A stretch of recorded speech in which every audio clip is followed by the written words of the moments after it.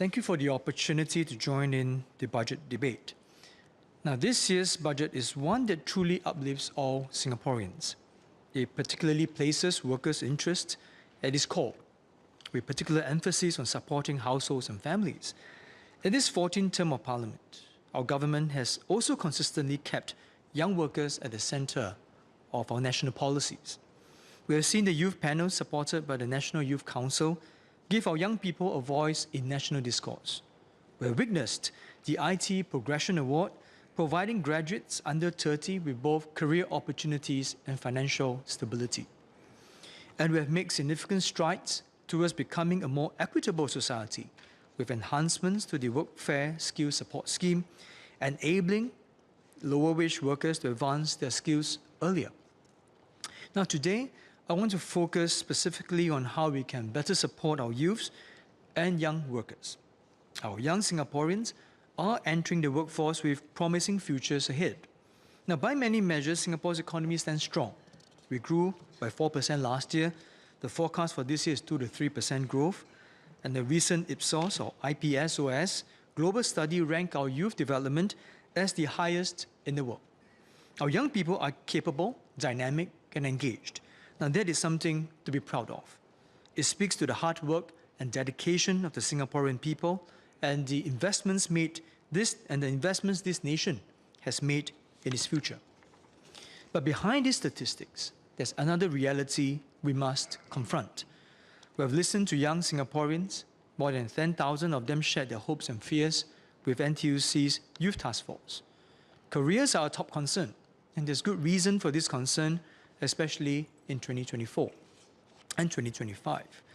The Joint Autonomous Universities Graduate Employment Survey revealed that 79.5% of university graduates found employment within 6 months last year. Now, this is down from nearly 84% 1 year ago and 94% just 2 years ago. For polytechnic graduates, full-time employment has fallen from 60% to 54.6%. But by no means these numbers are bad. Compared to anywhere internationally, we are still in a good position. But these are not just statistics. The anxieties are real. These are real lives, real dreams, real futures, colored by worries. Now, indeed, our youths already know and must embrace adaptability and resourcefulness in an increasingly competitive job market. Now, trends like AI and sustainability will continue to displace existing jobs while creating new ones. Our younger Singaporeans must continuously improve their existing skill sets, even beyond formal education, and learn new ones to keep pace with market trends. To ensure our younger Singaporeans thrive in this dynamic environment, we must help them to build a mindset that prioritizes lifelong learning and adaptability.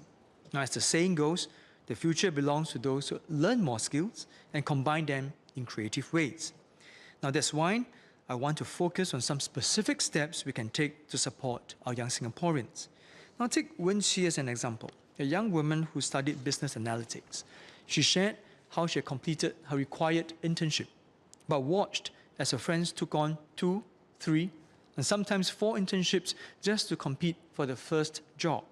The anxiety she felt was real, wondering if doing what was expected would still be enough in a world that constantly demands more. Now, fortunately, Wen Chi found an employer who valued quality over quantity. She is doing well now, but not everyone is so lucky. Youth's internship experiences vary widely, depending on the company's resources and day-to-day experience with the internship supervisors. Now, these trends illustrate 2 key issues in internship space: the availability of internships in the market and the quality of internship that our youths undertake. So today, I'm proposing 2 pathways towards a more hopeful future for our young people. We need not just have more internships, but also better ones. Now, over the years, our system has somehow evolved into one whereby students feel compelled to stack internship upon internship, often delaying their graduation, sometimes working without pay, or in the hope of securing their first job. Now, internships matter and are important. They open doors, they build skills, they create connections, they allow young Singaporeans to be ready for the workforce. But the measure of internship cannot just be about that it happened. The measure must be what our young people learned, how they grew, what doors it actually opened.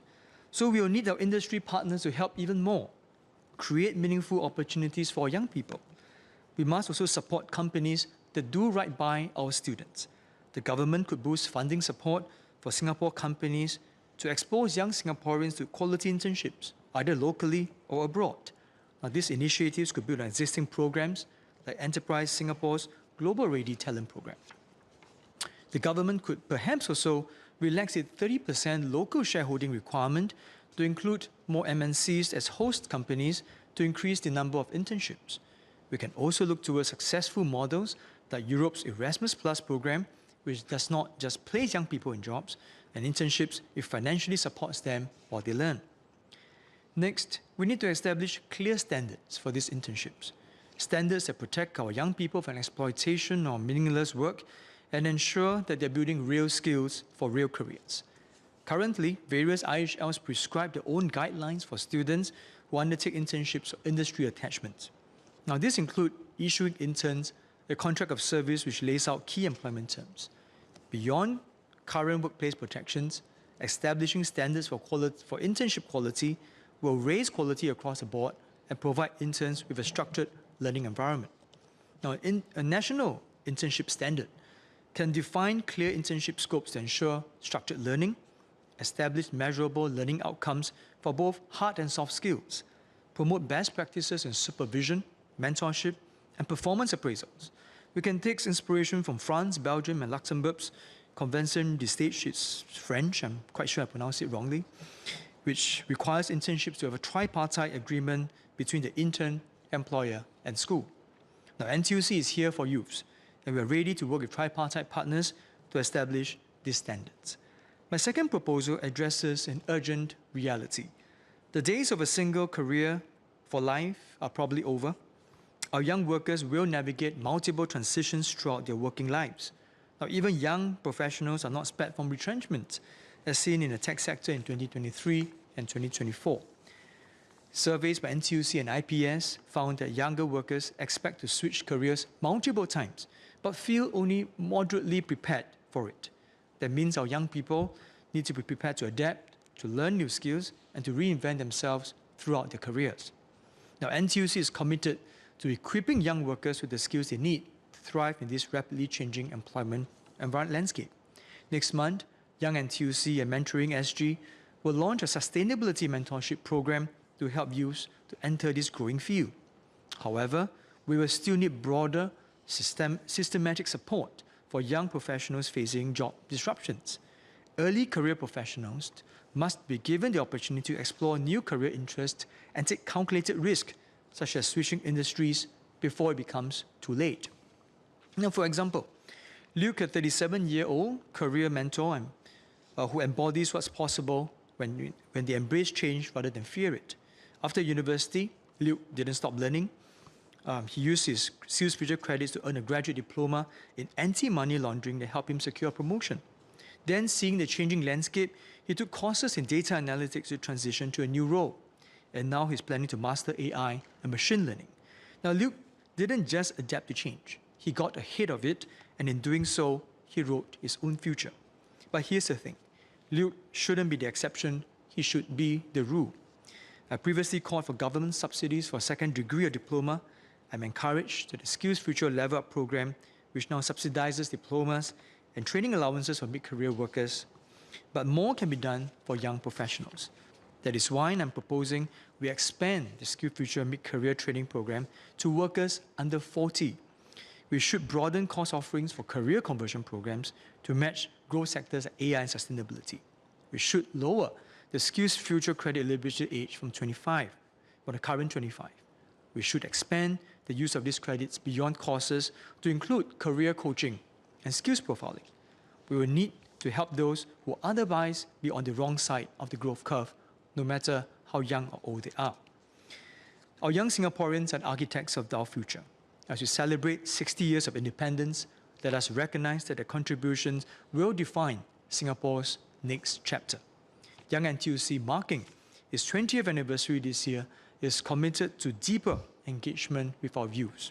Let us provide our younger Singaporeans with policies, resources, and mentorship. The success of our youth is the success of Singapore.